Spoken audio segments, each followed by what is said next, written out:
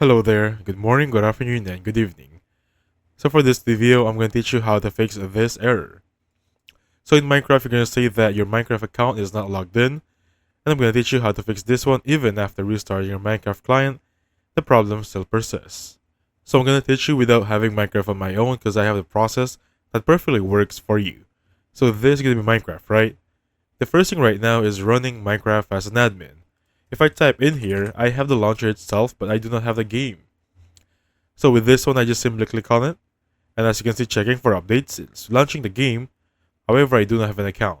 What I can do right now is, let's just say I have a game here, right? Right click and run as admin. For you guys, if you have a game and an account, right click and run as admin, and you'll be good to go. That's step 1. Now for step number 2 is going to be updating your Java client. Now even though you have your launcher already, you saw in the lower right section it's updating, right? Make sure you finish that update. If you can't find that update, go to this website. It says here the Minecraft Java edition right now is 1.21.8. Make sure you have that one. So just select which one of here, making sure you'll be good to go. So what's next? Now for the next one, it's going to be command prompt. Just typing here. Make sure that this is going to be the one you're looking for. So open it up. And here type in here ipconfig space /flash DNS. Click on enter. As you can see right here, successfully flushed the DNS resolve cache. What's next? So for this one, ipconfig / that would be renew. Click on enter. As you can see right here, it has been perfectly good to go. Perfectly right there. It has been renewed, and make sure everything is going to be corrected.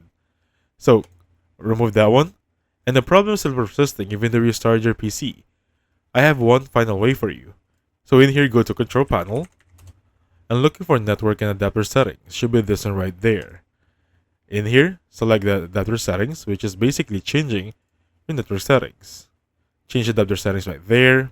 So for this one, select your internet. Click on right click, go for properties right there. Looking for version 4. And make sure this is going to be used the following IP address. Follow this code 8888 and then 2 more 8. Sorry for that one. So that would be 884 and 4. Click OK and you'll be good to go. And I assure you your problem will now be fixed. So thank you so much for watching. I'll catch you guys on the next one.